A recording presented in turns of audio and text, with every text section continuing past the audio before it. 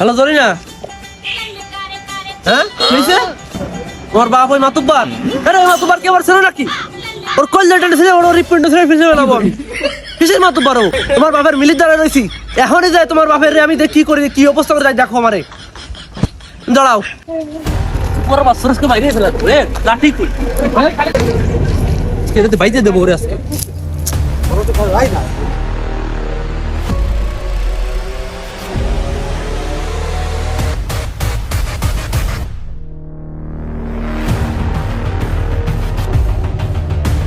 এ কসব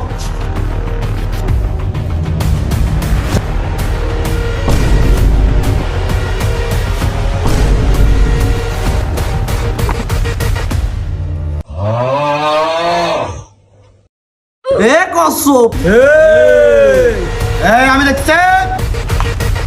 এই কে তুই? আমার গোয়ায় এসে আমাকে হুমকি দিস বেদব? এই আমি তোর জম।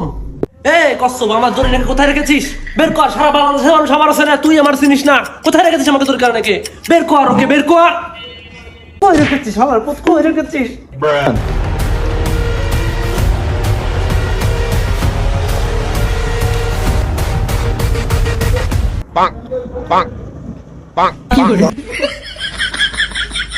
হুজুর হুজুর আবার ক্ষমা করে দেন হুজুর, আমি বুঝিনি হুজুর। হুজুর আবার ক্ষমা করে দেন হুজুর। তোর কোনো ক্ষমা নেই।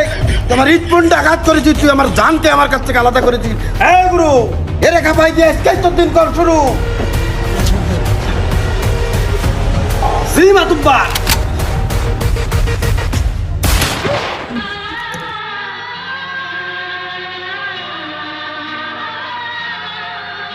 সাব্বাস, বেটা ছেলের মতো কাজ করেছিস তোর, আজকে আমার গর্বে মুখ ভরে যায়।